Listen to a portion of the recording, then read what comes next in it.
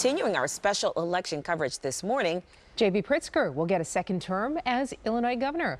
Political analyst Laura Washington is back. Laura, I was keeping track of social media, as we all do on Election Day, and I saw a lot of criticism of how quickly the race was called for Pritzker. Can you explain to our viewers why it was that way? Well, it was called by Associated Press, and they have a strategy that involves exit polling.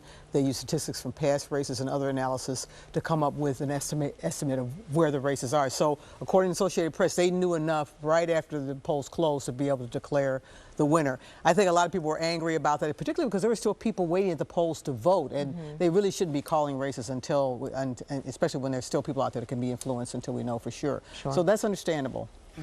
Well, let's talk about the campaign of Darren Bailey. He focused a lot on crime. Monday morning quarterbacking. In hindsight, was that the right strategy? Well, they should have realized that the Republicans should realize it didn't work in the primaries. They tried crime, they hammered away at crime in the primaries, and it didn't work for, say, Richard Irvin, who lost to Darren Bailey.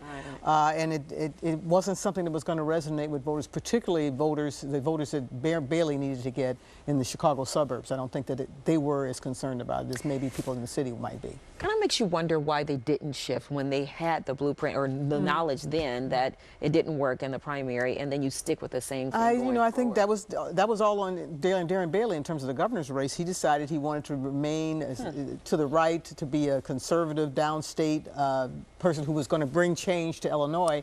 And that just wasn't a strategy that was going to resonate outside of downstate Illinois. And it was a bet that Pritzker made on him as well, as far as supporting Darren's candidacy over Richard Irvin's from Aurora, who might have been perceived as being a more moderate Republican. Right, and he was criticized for that because it was like he was gaming the election. Yeah, but absolutely. But Pritzker and his Democrats say we're in this to win it. There's nothing illegal about what we did. Well, Republicans threw a lot of money into their candidates in many contested congressional races: Castons, Fosters, Underwoods, outside of city limits.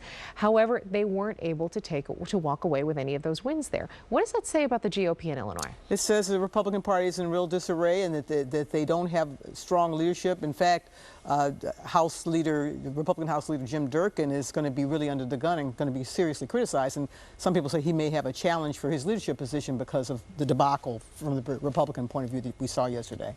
All right, Laura, before we let you go, Chuy Garcia won the 4th congressional seat district, but tomorrow, possibly as soon as tomorrow, he could be announcing a run for Chicago mayor. So what are the chances that he serves actually a full term in Congress? Well, if he gets elected mayor, he will not be serving a full term. He will be actually sworn in January for his new term.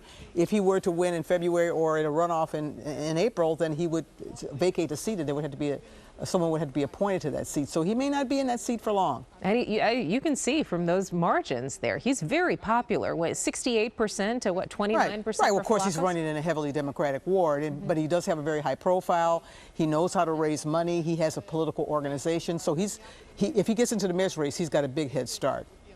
Thank you, Laura. Appreciate your insight this morning and the sleep that you sacrificed for us. No problem. Looking forward to getting a nap. Yeah. Hey, if you like that video, be sure to subscribe to our ABC7 Chicago YouTube channel.